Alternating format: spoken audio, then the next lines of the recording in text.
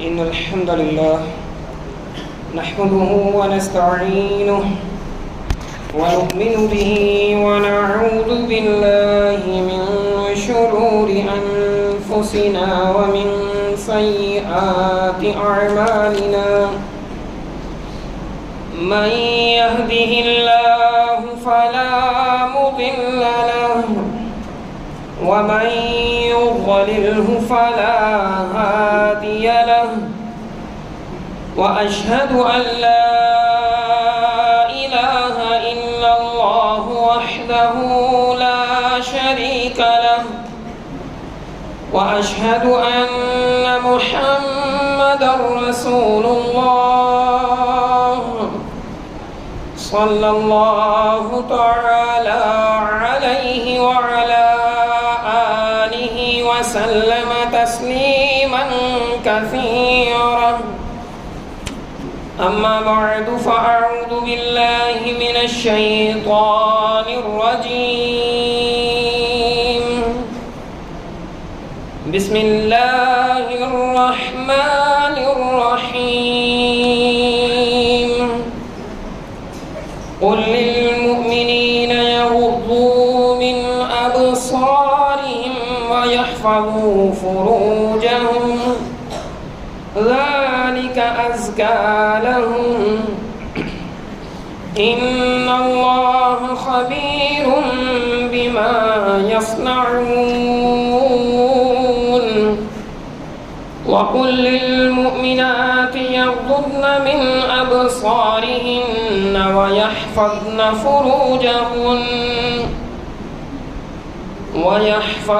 فروجهن ولا يبدين زينتهن إلا ما ظهر منها وليضربن بخمرهن على جيوبهن ولا يبدين زينتهن إلا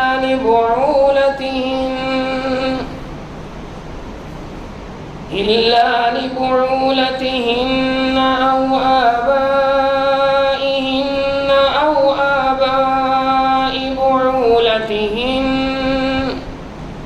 أو أبنائهن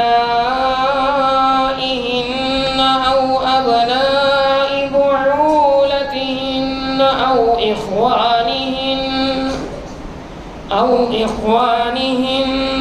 بني إخوانهن أو بني أخواتهن أو نسائهن أو ما ملكت أيمانهن أو التابعين غير أولي الإربة من الرجال أو الطفل الذين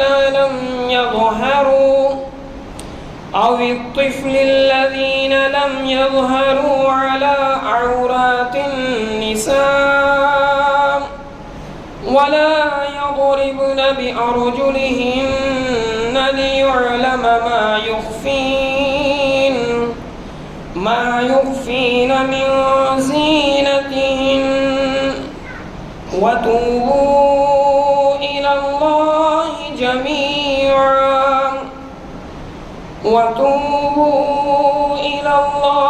جميعا أيها المؤمنون لعلكم تفلحون. محترم سامعین، آپ کے سامنے سورہ النور کی یہ دو آیات تلاوت کی ہیں۔ سورہ نور مدنی دور کی سورہ ہے۔ اس سورہ کے اندر ابتدا میں ہی مالک کائنات نے اس سورہ کے مضامین کے بارے میں ایک بات واضح کی کہ سورۃ انزلناہا وفرضناہا، کہ ہم نے یہ سورہ نازل کی ہے اور اس کے احکامات فرض کر دیے ہیں، یعنی کہ اس سورہ کے اندر جو حکم دیے گئے ہیں وہ فرض کر دیے گئے ہیں ہر اس بندے پر جو اس بات کا اقرار کرتا ہے کہ میں مسلمان ہوں جس نے اس بات کا اقرار کیا ہے لا الہ الا اللہ محمد رسول اللہ صلی اللہ علیہ وسلم۔ اس سورہ کے اندر مالک کائنات نے معاشرے کے اندر جو ایسے علامات پائی جاتی ہیں جو کسی معاشرے کو تباہی کے دہانے تک لے جا سکتی ہیں، یا ایسے عمل جن پر کوئی معاشرہ اگر چل پڑے، ان اعمال کو اپنا لے، تو وہ اعمال کی اگر وہ اپنی آخری سانس سے پہلے توبہ نہ کرے تو اس کا ٹھکانہ جہنم ہے۔ ان اعمال کی نشاندہی کی گئی، ان اعمال کو کرنے والے کی سزا بھی بتائی گئی۔ اور اس سورہ کی ابتدائی آیات عائشہ رضی اللہ عنہا کی پاک دامنی میں نازل ہوئیں۔ جو منافقین نے ایک پروپیگنڈا کیا، ان پر تہمت لگائی، رب ذوالجلال نے ان کی پاک دامنی کے حق میں آیات نازل کی اور حد بھی لگائی کہ کسی بے خبر پاک دامنہ مومنہ خاتون پر کوئی الزام لگائے گا تو اس کی سزا بھی بتائی گئی اور اس کو بڑا جرم قرار دیا گیا۔ اللہ رب العزت نے اسی سورہ کی ابتدا کے اندر ہی زنا کرنے والے مرد اور زنا کرنے والی عورتیں، اگر کوئی شادی شدہ زانی ہے یا غیر شادی شدہ زانی ہے، ان کی سزا بھی بتائی۔ پھر مالک کائنات نے اس بات سے بھی آگاہ کیا کہ زانی عورتوں سے نکاح کون کرتا ہے جو ان کے جیسے ہی ہیں، اور زانی مرد سے نکاح کون کرتا ہے جو انہی کے جیسا ہوگا، انہی کے جیسی کوئی خاتون ہوگی، وہ اس زانی کا انتخاب کرے گی۔ مومنوں کے ساتھ ان کا رشتہ نہیں ہو سکتا۔ اللہ رب العزت نے اس سورہ کے اندر بھی گھروں کے نظام کے حوالے سے کچھ قوانین نازل کیے کہ جب اپنے گھروں میں داخل ہونے لگو، اس کے علاوہ جب تم کسی اور کے گھر میں داخل ہونے لگو تو اجازت طلب کرو۔ ایسا بالکل بھی نہیں ہونا چاہیے اپنے ذاتی گھر کے علاوہ کوئی یہ سمجھے کہ میرے چچا کا گھر ہے، میرے خالو کا گھر ہے، یا میرے کسی اور عزیز و اقارب کا گھر ہے، مجھے اجازت ہے۔ دین اسلام صرف اس بات کا نام نہیں ہے کہ آپ نے اقرار کر لیا ہے جی اللہ کے علاوہ کوئی الہ نہیں، محمد الرسول اللہ صلی اللہ علیہ وسلم کے طریقہ کار پر چلا جائے گا، زبان سے صرف دعویٰ کر دیا جائے اور عملی میدان میں آ کر ہم سب اس میدان میں خالی ہوں۔ یہ ایک پاکیزگی کے حوالے سے، پاک دامنی کے حوالے سے اور اپنی عزت نفس کے حوالے سے اللہ رب العزت نے یہ بہترین بات نازل کی سورہ کے اندر، یہ فرض کر دی گئی ہے کہ یا ایھا الذین آمنوا، اے وہ لوگوں جو ایمان کے دعوے دار، جو کہتے ہو جی ہم مومن، ہم فرقہ پرست نہیں ہیں، ہم مسلمان ہیں، ہمارا داتا اور دستگیر، مشکل کشا، حاجت روا، بگڑیاں بنانے والا، اولادیں دینے والا، جس کے ساتھ امیدیں وابستہ ہوں گی، جس پر توکل ہوگا، وہ جس کا نام، وہ رب ہمارا جس کا نام اللہ ہے، ہم مومن ہیں، ہم اللہ کے علاوہ کسی اور کی بات نہیں ماننے والے۔ جو دین اسلام رب ذوالجلال نے نازل کر دیا، شریعت نازل ہو چکی، دین اسلام مکمل نازل ہو چکا ہے، اور سونے رسول خاتم النبیین محمد الرسول اللہ صلی اللہ علیہ وسلم، ان کے طریقہ کار کو ہم حتمی طریقہ کار مانتے ہیں کہ اس کے بغیر، اس پر عمل کیے بغیر نجات ممکن نہیں۔ ایسا بندہ مومن کہا گیا ہے، اور جو اس بات کا اقرار کرتا ہے جی میں مومن ہوں، اس کے اوپر یہ بات فرض ہے کہ اپنے گھر کے علاوہ جب بھی کسی کے گھر میں جانا ہو تو اجازت طلب کرو، پہلے سلام کرو، پھر اجازت طلب کرو، اگر اجازت مل جائے تو داخل ہو جاؤ۔ ایسا نہیں ہے کوئی اندر سے بول پڑا ٹھیک ہے جی اجازت ہی ہے، ایسا معاملہ نہیں ہے۔ اللہ رب العزت نے آیات نازل کی، اجازت نہ ملے تو واپس لوٹ آؤ۔ ہمارا کیا معاملہ ہے، اجازت نہیں ملی، بڑا بدتمیز انسان ہے، میں اتنی دور سے سفر کر کے آیا ہوں، اس سے ملنے آیا ہوں، یہ گھر سے بولا بھی ہے لیکن مجھے اجازت نہیں دی، ہم پروپیگنڈا شروع کر دیتے ہیں۔ مالک نے کیا فرمایا، جب اجازت نہ ملے تو واپس آ جاؤ۔ یہ بھی دین ہے، یہ بھی دین اسلام ہے اسلام کو صرف ایک مذہب کی حیثیت سے نہیں ماننا ہے، پورا ایک طریقہ کار ہے زندگی بسر کرنے کا یہ دین اسلام۔ مذہب نہیں ہے خالی کہ ہم نے صلاح پڑھ لی ہے، اگر صاحب نصاب ہیں تو زکوٰۃ کی ادائیگی کر دی ہے اور عشر دے دیا ہے، جی ہم بس ہمارا دین مکمل ہے، یہ معاملہ نہیں ہے۔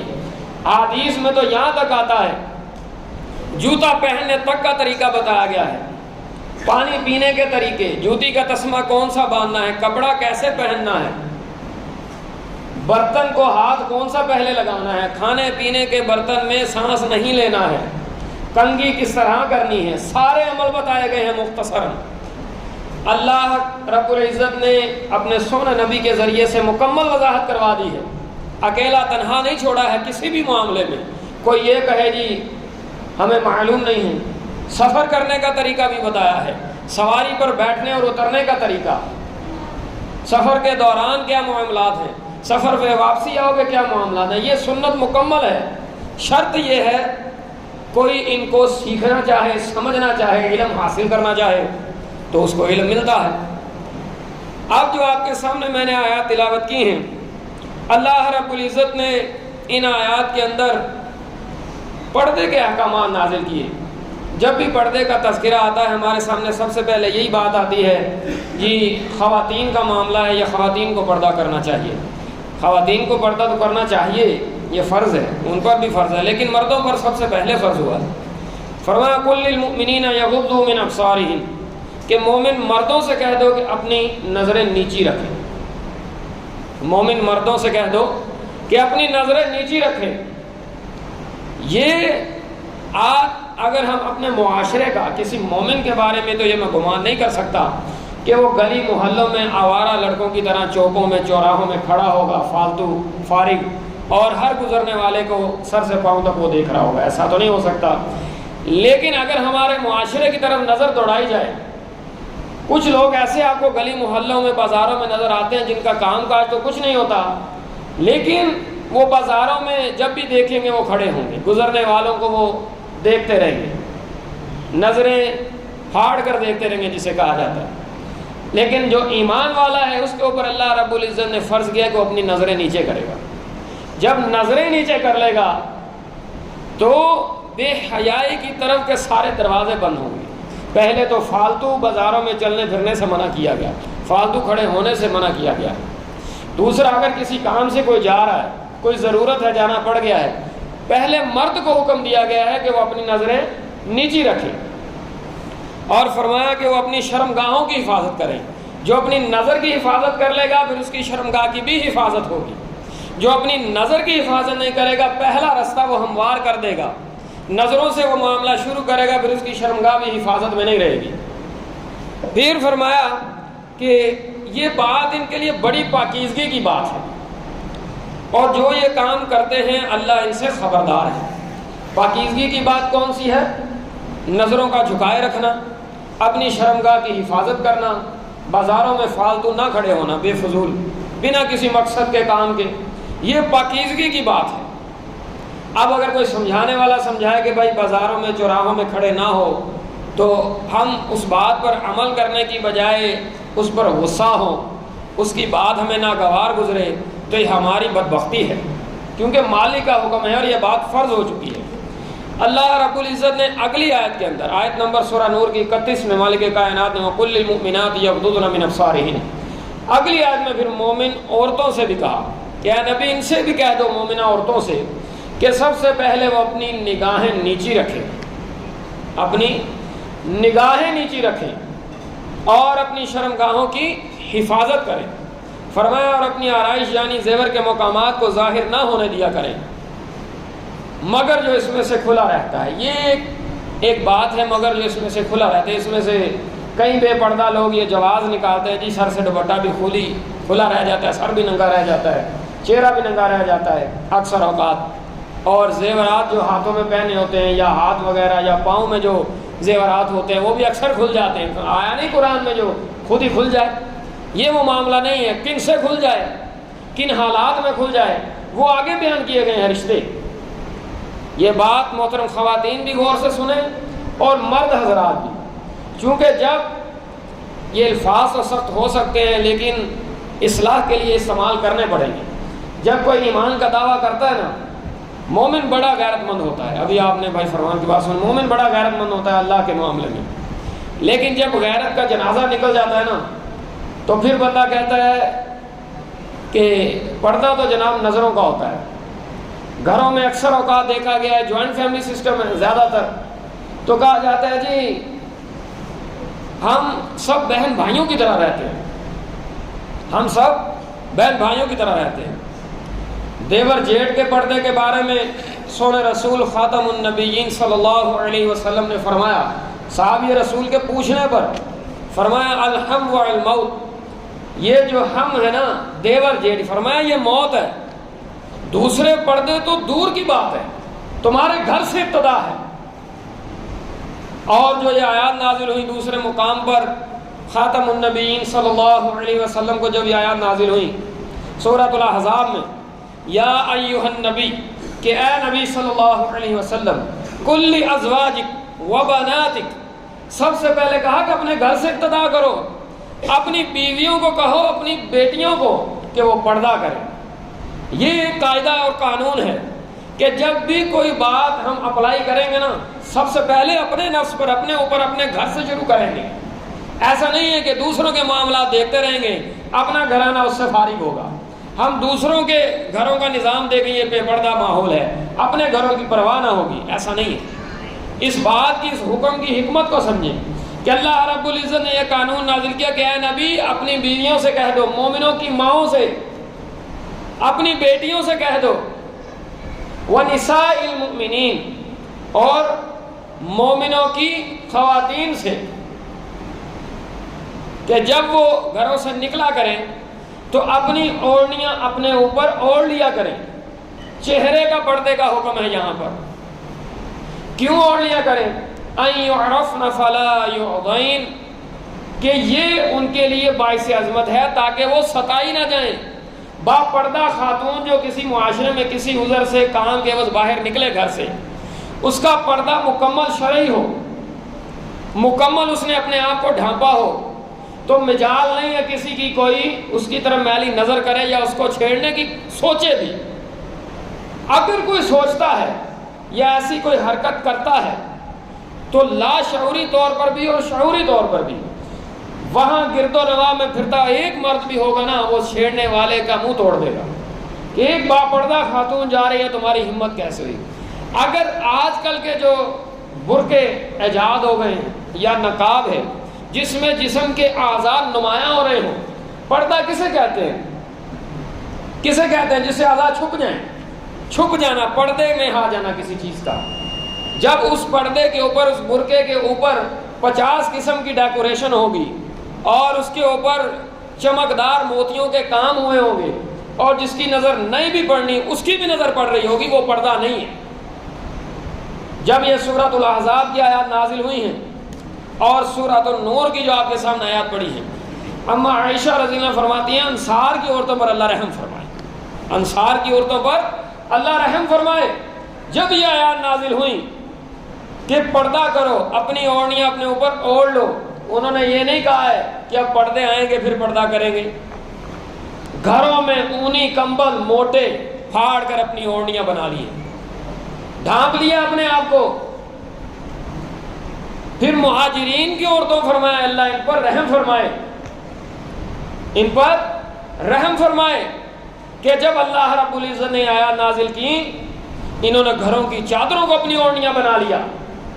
بہانے نہیں تراشے کہ ہم تو صحابیات ہیں، ہم تو رضی اللہ عنہ ورضوان کے زمرے میں آتی ہیں، ہمارے تو اللہ نے گناہ معاف کر دیے، اللہ ہم سے راضی ہو گیا ہے، ہم خاتم النبیین کو ماننے والے ہیں، ہم مومن مسلمان ہیں۔ کسی نے نہیں یہ کہا۔ اولین لوگ تھے، سونے رسول کے بعد ٹاپ کلاس کے لوگ۔ حکم کن کی طرف آ رہا ہے؟ نظریں جھکانے کا حکم کن کو ہے؟ ابوبکر صدیق رضی اللہ عنہ، عمر، عثمان، علی، زبیر، طلحہ، عبد الرحمن بن عوف، زید رضی اللہ عنہ، ابو عبیدہ رضی اللہ عنہ اجمعین۔ یہ کون لوگ ہیں؟ ٹاپ کلاس کے، صف اول کے لوگ۔ کنہوں نے پردہ کرنا ہے؟ عائشہ رضی اللہ عنہ، سودا رضی اللہ عنہ، ام سلمہ رضی اللہ عنہ۔ میمونہ رضی اللہ عنہ، حفصہ رضی اللہ عنہ، یہ وہ خواتین ہیں جو مومنوں کی مائیں ہیں۔ فاطمہ رضی اللہ عنہ سونے نبی کی بیٹی، کن کی طرف حکم نازل ہو رہا ہے؟ کوئی چوں چرا نہیں کی ہے، من نون حکم نازل ہوا ہے۔ کچھ تو صحابیات کے بارے میں آتا ہے کہ جب یہ سورہ احزاب کی آیت نازل ہوئی تو وہ بازار میں تھی، انہوں نے وہیں سے موٹی چادریں اپنے اوپر اوڑھ لی۔ ام سلمہ رضی اللہ عنہ روایت کرتی ہیں، کہتی ہیں کہ جب یہ حکم نازل ہوا پردے کا تو انصار کی عورتیں اس طرح گھروں سے نکلتی جب مسجد کے لیے آتی یا باہر نکلتی، اس طرح چلتی وقار سے کہ ایسے لگتا ہے ان کے سروں پر کوا بیٹھا ہوا، ایسے پردہ اوپر اوڑھنی اوڑی ہوتی تھی۔ آج ہم سب جانتے ہیں کہ پردہ کس چیز کا نام ہے، چونکہ یہ ہمارے گھروں سے ہی بگاڑ شروع ہوا ہے تو اصلاح بھی گھروں کی سب سے پہلے ممکن ہے۔ یہ جو رشتے اللہ رب العزت نے سورہ نور کے اندر بیان کیے ہیں، یہ آپ کے سامنے مالک کائنات نے فرمایا وَلَا يُبْدِينَ زِينَتَهُنَّ، اور اپنے سینوں پر اوڑھنیاں اوڑھے رہا کرو، اور اپنے خاوند اور اپنے باپ سے، یہ جن سے رشتہ، جن سے پردہ نہیں ہے، جن سے نکاح نہیں ہو سکتا، وہ رشتے اللہ رب العزت نے سورہ نور کی آیت نمبر 31 میں یہ گنوائے ہیں۔ یہ ہر مرد کو چاہیے کہ اس سورہ کا مطالعہ کرے، اس کو سمجھے۔ ہر مومنہ خاتون کو چاہیے، چاہے مومنہ خاتون کوئی ماں ہے، بہن ہے، کوئی بیٹی کی حیثیت سے، سب کو چاہیے یہ مضامین یاد کر لیں۔ آج کے تعلیمی میدان میں اکثر دیکھا گیا ہے جتنی دنیاوی اعلیٰ تعلیم ہوتی جائے گی اتنا ہی سر ننگا ہوتا جاتا ہے۔ جتنے آپ دنیاوی میدان میں آگے بڑھاتے جائیں گے اپنی اولادوں کو، وہ اسلام کو اتنی تنگ نظری کی نظر سے دیکھیں گے، کہیں گے یہ تو تعصب ہے، تنگ نظری ہے، یہ ایسے کوئی حکم نہیں ہونے چاہیے، یہ تو قید ہے، قید و بند کی صعوبتیں ہیں۔ یہ تو جو ہی اسلام سے تعلق ہوگا، صحابیات کا واقعہ سنائیں گے کہ ام عمارہ رضی اللہ عنہ کون تھی، عمر بن خطاب کون تھے، اور علی رضی اللہ عنہ کون تھے، عثمان رضی اللہ عنہ کو جب ان کے فضائل بیان کریں گے نا تو اسلام کا وقار اولادوں کے دل و دماغ میں چھا جائے گا۔ اور عائشہ رضی اللہ عنہ، ان کی فضیلت جب بتائیں گے، ان کے فضائل بتائیں گے تو مومنہ خواتین کے سامنے ایک آئیڈیل ہستی ہوگی، ایک آئیڈیل۔ جب ان کا بیان ہی نہیں کریں گے، درس و تدریس تک ہی معاملہ ہوگا، جو مختصر سا سنا بس وہی۔ اور تعلیم دنیاوی کے لیے رات بھر پڑھائی ہو رہی ہے، صبح بھی پڑھائی ہو رہی ہے، جوان اولادیں ہیں، مساجد کی آباد کاری کی پرواہ نہیں ہے، نوجوان بیٹیاں ہیں، پردے کی پرواہ نہیں ہے۔ لباس اس طرح اللہ کے نبی صلی اللہ علیہ وسلم نے قرب قیامت فرمایا ہوگا ایسا کہ کچھ عورتیں لباس پہنے ہوئے ننگی ہوں گی۔ کس طرح ہوں گی؟ چست لباس، باریک لباس، ایسا تنگ لباس کہ جسم کے اعضاء نمایاں ہو رہے ہوں گے، پردے کے اعضاء نمایاں ہو رہے ہیں۔ آج عورت اپنے نام کا مطلب جب بھولی ہے تب بے پردگی عام ہوئی ہے۔ عورت کا مطلب ہی چھپانے والی چیز ہے۔ آپ ایک مثال دیکھیں، ایک پھل ہے، ایک پھل جب تک اس کے اوپر اس کا چھلکا ہوتا ہے، ایک سیب لے لیں، کوئی مکھی، کوئی اس طرح کی گندگی والی کوئی چیز، کیڑا مکوڑا اس کے اوپر آ کر نہیں بیٹھتا۔ جو ہی آپ اس کو چھیلتے ہیں تو تمام گندے کیڑے مکوڑے اس کے اوپر آ کر بیٹھ جاتے ہیں۔ سمجھداروں کے لیے یہ مثال کافی ہے۔ ایک مومنہ خاتون، بیٹی، بہو، بہن، ماں جب تک با پردہ ہے، شرعی پردہ کرتی ہے، اس کے ہاتھ بھی چھپے ہیں جب وہ باہر گھر سے جا رہی ہے، اس کے پاؤں بھی چھپے ہیں، اس نے زیور ایسا نہیں پہنا کہ اس کی آواز سے لوگ مائل ہو رہے ہیں۔ جو اسلام امام کے پیچھے خواتین صلاح ادا کر سکتی ہیں، اسلام اجازت نہیں دیتا امام کی غلطی ہو تو کوئی عورت اپنی زبان ہلا کر بتا دے کہ یہ غلطی ہے، ایک ہاتھ کو الٹے ہاتھ پر اس طرح وہ دبا کر بتائے گی کہ یہ امام کی غلطی ہے۔ جو اسلام اتنا پردے کا خیال کرتا ہو کہ یہ عورت اتنی چھپانے کی چیز ہے، آج اسی اسلام کی دعوے دار عورت اٹھ کر کہے نہیں جی یہ تنگ نظری ہے، چہرے کا کوئی پردہ نہیں ہے، ہم دیور جیٹھ بہن بھائیوں کی طرح رہتے ہیں، سونے رسول فرمائے یہ موت ہے، لوگ کہیں نہیں جی ہمارے تو بڑے بہن بھائیوں کی طرح ہم رہ رہے ہیں۔ جن کی طرف حکم نازل ہو، کیا ان کے کوئی رشتے نہیں تھے؟ کیا وہ اولین لوگ نہیں تھے؟ کیا اللہ ان سے راضی نہیں تھا؟ کیا مالک نے جنت کی بشارت اس زندگی میں ان کو نہیں دے رکھی تھی؟ پھر عمل کے میدان میں سب سے پہلے ان کو آزمایا گیا ہے، کیا وہ کھڑے نہیں اترے ہیں؟ اگر وہ پوری کی طرح پورے کے پورے منون اسلام میں داخل تھے تو ہم یہ کیسے کہہ سکتے ہیں کہ ہمارے گھرانے بڑے پاک صاف ہیں؟ ہم اس پر عمل نہیں کر سکتے۔ آج جو یہ کہتا ہے نا جی میں مومن ہوں، اس کی مثال ایک اونٹ کی سی ہے جس کے ناک میں نکیل ہے، وہ اپنے مالک کی مرضی کے بغیر کسی طرف جا نہیں سکتا، اس کا مالک جس طرف اس کو کھینچے گا نکیل کو، وہ اونٹ اس طرف ہی جائے گا۔ آج ایمان کا دعویٰ کرنے کے بعد جب گھروں کے کفیل نے اس بات کے اوپر سے نظر ہی اٹھا لی کہ میری بیٹی با پردہ ہے یا بے پردہ، میری بیوی میرے بھائیوں سے پردہ کر رہی ہے یا نہیں کر رہی، میری بہن ہے اس کے گھر کا کیا معاملہ ہے، جب وہ گھر میں ملنے آئے میں اس کو سمجھا رہا ہوں یا نہیں سمجھا رہا، یا یہ کہہ رہا ہوں کچھ نہیں ہوتا۔ کچھ لوگ یہ بھی کہتے ہیں جی کوئی اتنی سختی والی بات نہیں ہے، کیا کریں؟ کچھ گھروں میں بڑی بزرگ خواتین کو یہ کہتے ہوئے بھی سنا گیا ہے جی یہ الگ سے ایک پابندی ہے، آپ گھروں میں کیسے رہیں، گھروں میں کیسے رہیں۔ اسی وجہ سے تو نکاح کے موضوع پر یہ بات کھولی جاتی ہے کہ ایک لڑکی جس کو آپ بیاہ کر گھر لاتے ہیں اس کا ایک حق ہے کم از کم اس کو ایک کمرہ علیحدہ دے دیں، کم از کم ایک کمرہ علیحدہ دے دیں، اس میں وہ اپنا با پردہ رہ سکے، اپنے تمام وہ کام اپنے علیحدہ کر سکے، اور اگر ہو سکے تو اس کا کچن بھی علیحدہ ہو جائے، نہیں ہو اکٹھا ہو لیکن با پردہ ہو۔ یہ اللہ کا حکم ہے، یہ چیزیں فرض کر دی گئی ہیں۔ فرمایا جن رشتہ داروں کے سامنے اپنا چہرہ صرف کھلا رکھ سکتے ہیں، اپنے باپ کے سامنے جب جوان بیٹی ہو جائے اپنے بھائیوں کے سامنے اپنا سر ننگا نہ کرے، اپنے اوڑھنی اپنے سینوں کے اوپر وہ اوڑھ کر رکھے، اپنی زینت کی چیزیں پھر بھی چھپا کر رکھے، کیا چیز کھلی رہے؟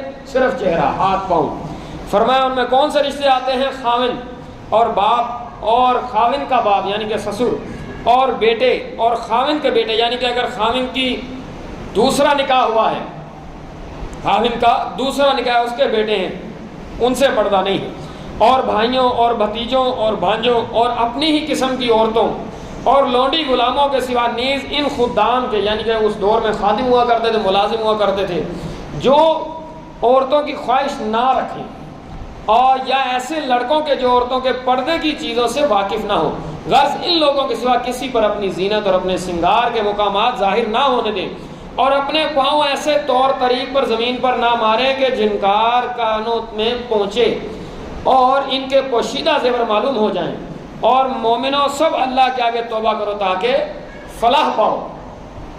فلاح اور کامیابی کا راز کیا ہے؟ پردہ۔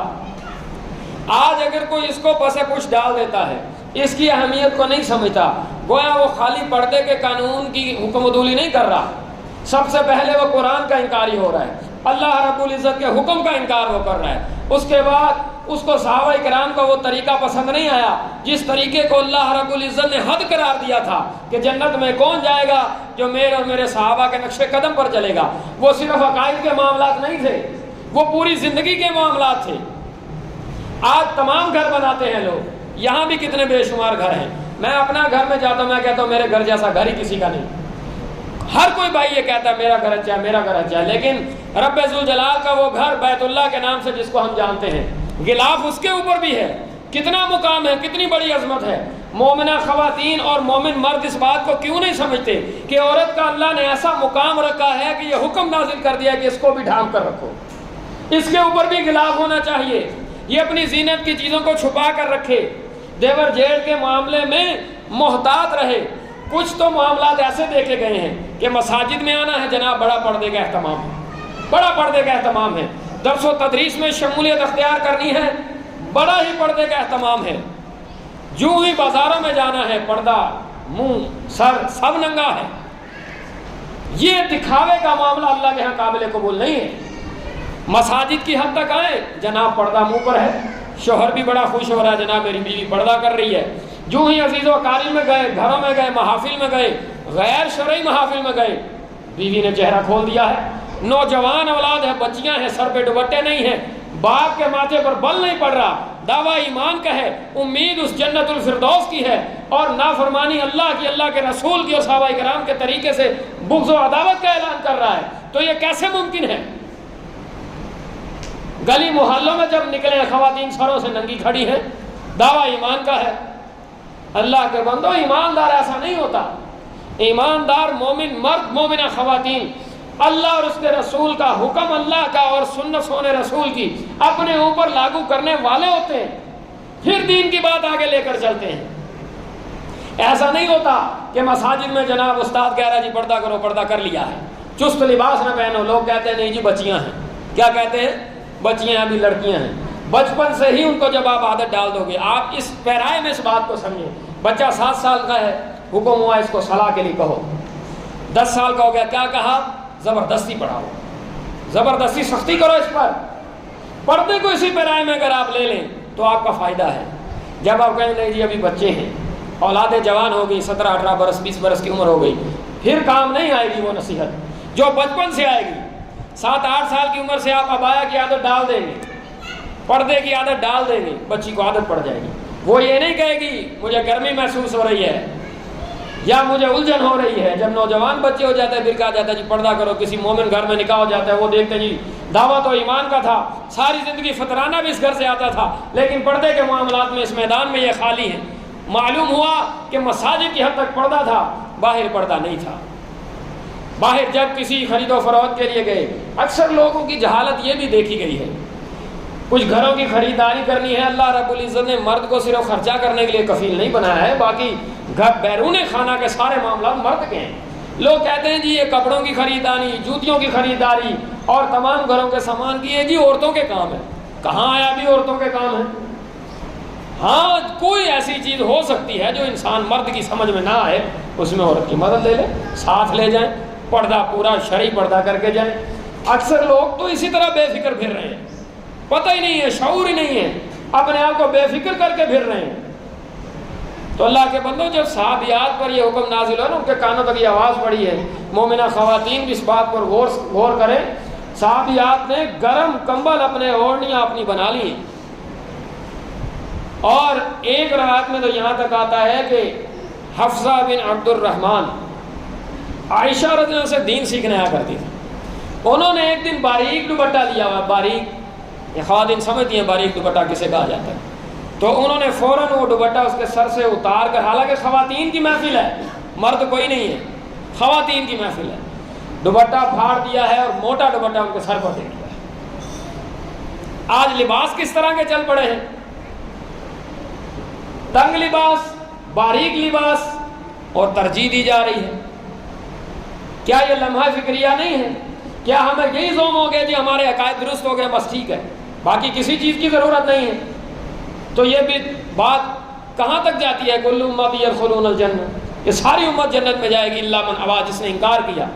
قال من قیل ومن ابا، پوچھا گیا آپ کا انکار کون کرے گا؟ اللہ کے نبی صلی اللہ علیہ وسلم فرمایا قال من اطاعنی دخل الجنہ، جس نے میری اطاعت کی وہ جنت میں داخل ہوگا، جس نے میری اطاعت کی وہ جنت میں داخل ہوگا۔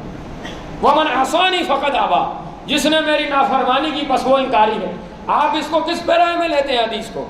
کیا صرف عقائد کے پیرائے میں لیتے ہیں؟ عقائد کی اصلاح کا نام ہی صرف دین ہے، یہ دین نہیں ہے۔ ہمارے گھروں میں اسلام جب تک نہیں آئے گا تبدیلی نہیں آئے گی، اور جب تک گھروں کے اندر سے یہ میڈیا باہر نہیں جائے گا، چاہے وہ ٹی وی کی شکل میں ہے، چاہے وہ موبائل کی شکل میں ہے۔ بچے ہیں ان کے ہاتھوں میں موبائل سمائے ہیں، پوچھا جائے کس وجہ سے، کس وجہ سے بھائی آپ ان کو یہ موبائل جی بچے تنگ بڑا کرتے ہیں، بچے تنگ بڑا کرتے ہیں۔ یعنی وہ لوگ کہنا چاہتے ہیں آج سے 10 سال لگا لیں، موبائل عام نہیں تھا، 15 لگا لیں، اس سے پہلے مائیں بچوں کو سنبھالتی تھی، تب تو بچے تنگ نہیں کرتے ہوں گے، تب تو یا پلاسٹک کے بچے ہوں گے یا ربڑ کے بنے ہوں گے، جہاں بٹھا دو بیٹھ جاتے ہیں۔ یہ شیطان کا دھوکہ ہے۔ اللہ کے بندو، سورہ لقمان میں مالک نے بات واضح کی ہے، کیوں اپنا مال ضائع کرتے ہو؟ وَمِنَ النَّاسِ مَن يَشْتَرِي لَهْوَ الْحَدِيثِ، لوگوں میں کچھ لوگ ایسے بھی ہیں جو لغو چیزیں خریدتے ہیں۔ وہ چیزیں کیا ہیں؟ عبداللہ بن عباس نے یہی روایت کرتے ہیں، گانے بجانے، موسیقی کے آلات، یہ چیزیں ہیں۔ وہ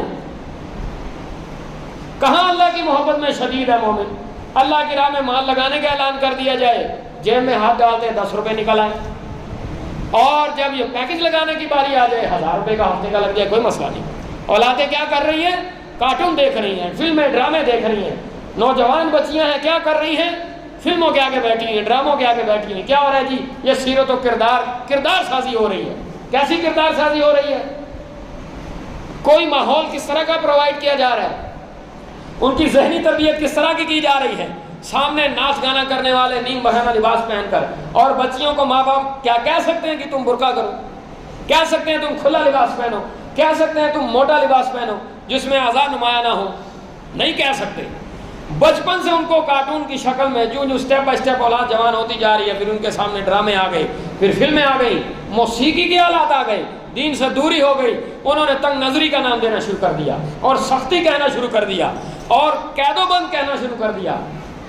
کون عمل کرے گا؟ مالک نے فرمایا مومنہ خاتون پہچانی جاتی ہے تاکہ اس کو تکلیف نہ دی جائے۔ با پردہ خاتون گھر سے جب نکلے یہ مومنہ خاتون، اللہ کے نبی کے گھر والے جب یہ باہر نکلے، یہ فرمایا گیا وَنِسَاءِ الْمُؤْمِنِينَ، مومنوں کی عورتیں ہیں یہ۔ کن کے اوپر یہ حکم نازل ہوا ہے؟ ایمان والوں پر۔ کون عمل کرے گا؟ فرقہ پرست کریں گے۔ آج کہا جاتا ہے جی فلاں جماعت والے نا ان کا پردہ بڑا اچھا ہے۔ کون سی جماعت؟ کس کی حیثیت ہے؟ اللہ کے ہاں تو کسی کا کوئی مقام نہیں ہے الا یہ کہ ہو مومن، اس کی قدر و منزلت مالک کی نظر میں بہت زیادہ ہے، حتیٰ کہ بیت اللہ سے زیادہ۔ اللہ کے نبی صلی اللہ علیہ وسلم نے بیت اللہ کی طرف رو کر فرمایا کہ اس کی حرمت بہت زیادہ ہے، اس شہر کی، اس بیت اللہ کے، اس گھر کی، لیکن مومن کی حرمت اس سے بھی زیادہ ہے کہ اس کا جب دل دکھائے اس معاملے میں یاد رکھے۔ لیکن ہو مومن، صرف ٹیگ لگنے والا جنت میں نہیں جانے والا، لیکن ایک وقت کے بعد جب اس کا عذاب وہ بھگت بھگت کر جل بھن کر کوئلہ بن جائے گا۔ کسی میں ہے اتنی ہمت؟ اللہ کے بندو یہ 12 دفعہ مضمون دہرائے جا چکے ہیں، 12 دفعہ۔ اگر کوئی اپنے اوپر چادر کی اوڑھنی کرتا ہے تو وہ بھی ٹھیک ہے، لیکن ایسی چادر ہو جس میں جسم کے اعضاء نمایاں نہ ہوں۔ گھر سے کسی خاتون کو باہر نکلنا پڑتا ہے، نکلنا پڑ جاتا ہے، پابندی کرنی چاہیے، لیکن کوئی ایسے معاملات ہوتے ہیں نکلنا پڑ جاتا ہے، لیکن اس کا پردہ ہونا چاہیے۔ ایسا نہیں ہے مساجد میں اور رشتہ داروں میں جناب اجتماعات میں تو پردہ ہے، جب بازار میں گئے پردہ فارغ۔ کہیں گھومنے پھرنے، یہ گھومنے پھرنے والا بھی الگ قسم کا ہی ایک مذاق ہے، اور سیر و تفریح کا مواقع ہوتے ہیں، اور دن کون سے ہیں؟ عید ہے، اس کے گرد و نواح کے دن ہیں، اور لوگ کیا کر رہے ہیں؟ اپنی بیویوں کے ساتھ، نوجوان بیٹیوں کے ساتھ پارکوں میں گھوم رہے ہیں۔ جی ہم پردے سے گھوم رہے ہیں، بھائی ضرورت ہی کیا ہے تمہیں؟ عقل میں بات یہ نہیں آتی ہے، ضرورت ہی کیا ہے؟ آپ چند دن نکال کر آگے پیچھے چلے جائیں جب بے پردگی کا معاملہ نہ ہو۔ لیکن جب ذہنیت اس طرح کی ہو نا کہ ہماری تو نظر کا پردہ ہے، ہماری نظر کا پردہ ہے، تو کیا صحابہ کرام رضوان اللہ اجمعین کی نظر میں حیا نہیں تھا؟ نعوذ باللہ، ان کے اوپر یہ حکم نازل ہو گیا کہ اپنی اوڑھنی اپنے اوپر اوڑھ لو، کیا ان کی نظروں میں حیا باقی نہیں تھا؟ نعوذ باللہ، سب سے زیادہ باحیا اور باوقار لوگ ہی وہ تھے، لیکن ان پر حکم نازل ہوا، انہوں نے عمل شروع کر دیا۔ آج ہم ایمان کا دعویٰ کرتے کہتے ہیں جی ہم صحابہ کو ماننے والے ہیں، پردے کا میدان ہے، اس گھرانوں کے گھرانے خالی ہیں، گھرانوں کے گھرانے خالی ہیں۔ اور جواز میں نے آپ کے سامنے پہلے رکھ دیا، لوگوں کے پاس تعویلیں تو بہت زیادہ گھڑی پڑی ہیں، لیکن ایک بات یاد رکھیے گا، حق آپ تک پہنچ چکا ہے۔ قیامت والے دن جو سب سے خطرناک سوال ہوگا نا، 5 سوالوں میں سے آخری سوال، جتنا علم تم تک پہنچ چکا تھا اس کے مطابق عمل کتنا کر کے آئے ہو؟ انسان ہل نہیں سکے گا۔ سونے رسول نے فرمایا جس کو اللہ نے اپنے سامنے کھڑا کر کے پوچھ لیا نا کہ تو نے یہ کام کیوں کیا ہے، وہ بندہ نہیں بچ سکتا، وہ ہل نہیں سکے گا۔ وَقِفُوهُمْ إِنَّهُمْ مَسْئُولُونَ، مالک نے فرمایا فرشتوں سے اللہ فرمایا کہ ان کو روک لو، ان سے بھی کچھ پوچھنا ہے، ان کو روکو بھی، ان سے کچھ پوچھنا ہے۔ اگر ہماری پکڑ اسی معاملے میں آگی، اللہ ہم سب کو بچائے، اللہ ہم سب کو بچائے۔ اگر اسی معاملے میں ہی مالک نے کھڑا کر لیا کہ تم بڑے بلند و بات دعوے کرتے تھے، بڑے عقائد و نظریات کی تم باتیں کرتے تھے، تمہارے گھر کا حال تو یہ تھا، تم اگر مرد سے تمہاری نظروں سے کوئی بچا ہوا نہیں تھا، کوئی حفاظت میں نہیں تھا، ہر کسی کی بہن بیٹی کو تم گھورتے تھے، اگر کوئی ماں ہے، کوئی بہن ہے، کوئی بیٹی ہے، گھر سے باہر جاتی تھی تو سر ننگا ہو جاتا تھا، چہرہ اڑیاں ہو جاتا تھا، کیا تم نے ایمان کا دعویٰ نہیں کیا تھا؟ کیا مالک یہاں پیشی نہیں ہونی تھی؟ کیا اللہ کو جواب نہیں دینا تھا؟ زندگی کہاں بسر کی پوچھا نہیں جانا تھا؟ جوانی کے ٹاپ کلاس کے دن کہاں گزارے؟ نوجوان کہے گا بستر پر گزار دیے، نوجوان بیٹی کہے گی ماں کے سامنے زبان چلاتے ہوئے دن گزار دیے، پردے کا کہا جاتا تھا زبان درازی کر کے میں نے دن گزار دیے۔ کیا مالک کے سامنے پیش نہیں ہونا ہے؟ اللہ کے بندو آج اللہ رب العزت کو سزا سے ڈرو۔ کیا ہمارے پاس کوئی گارنٹیاں ہیں کہ دوسرے شہروں میں عذاب آ رہے ہم پر نہیں آ سکتا؟ کیا یہ دریا طغیانی کی شکل اختیار نہیں کر سکتا؟ کیا یہ شہروں کے شہر مالک زلزلے کی لپیٹ میں نہیں لا سکتا؟ تو کس چیز کا ہمیں زوم ہے؟ ہم نے دعویٰ ایمان کا کیا ہے، ہمارے شب و روز ہندوانہ ہوں، کس امید پر ہیں ہم؟ مالک نے فرمایا یا ایھا الذین آمنوا، ایمان والو، لا تتبعوا خطوات الشیطان، شیطان کی اتباع نہ کرو. ومن یتبع خطوات الشیطان، جس نے شیطان کی اتباع کی وہ پھر کیا کرے گا؟ فإنہ یأمر بالفحشاء والمنکر، وہ تمہیں فحاشی اور لغو اور اللہ کی نافرمانی کا حکم دے گا. دوسرے مقام پر فرمایا الشیطان یعدکم الفقر، شیطان تمہیں غربت کا، فقیری کا ڈر دیتا ہے. اور کیا کہتا ہے؟ وَيَأْمُرُكُمْ بِالْفَحْشَاءِ، فرمایا تمہیں فحاشی کا حکم دیتا ہے. سب سے پہلا سٹیپ فحاشی کی طرف جانا یہ نظر کا ہے. اس لیے اللہ رب العزت نے سب سے پہلے اس کو ہی حد بندی میں لایا کہ نظریں جھکاؤ. پھر مومنہ خواتین کو حکم دیا نظریں جھکاؤ، اپنی شرمگاہ کی حفاظت کرو. فرمایا اپنے اوپر اوڑھنیاں اوڑھ کے رکھو، اپنے اوپر اوڑھنیاں اوڑھ کے رکھو. پھر حکم دیا کسی کے گھر میں ایسے داخل نہ ہو، دستک دو، سلام کرو، اجازت ملے چلے جاؤ. بے پردگی ہو ہی نہیں سکتی. جب 10 سال سے اوپر بچہ جائے اس کے بستر الگ کر دو. اس سے پہلے یا اس کے بعد 2 بچیاں ایک بستر میں نہ لیٹیں، 2 لڑکے ایک بستر میں جمع نہ ہوں. اسلام کتنی رہنمائی اور کر دے، فرشتے آ کر پکڑ کر تو نہیں سمجھائیں گے. اللہ رب العزت نے دین مکمل نازل کر دیا ہے، بے حیائی کا ہر دروازہ بند کر دیا ہے. اور فرمایا اگر خواہش نفس کے لیے تم چاہتے ہو کہ تمہارے، اللہ رب العزت نے مردوں کو 4 نکاحوں تک کی رخصت دے دی ہے، بے حیائی کی طرف جانے کی اجازت نہیں دی ہے. نظریں جھکاؤ، اگر تم سب کو برابر کا رویہ کر سکتے ہو تو 4 نکاح کر لو، بے حیائی کی طرف نہ جاؤ. اللہ تعالی ہم سب کو قول و فعل کے تضاد سے بچائے اور عمل کی توفیق دے. سبحانک اللہم و بحمدک، اشہد ان لا الہ الا انت، استغفرک و اتوب الیک.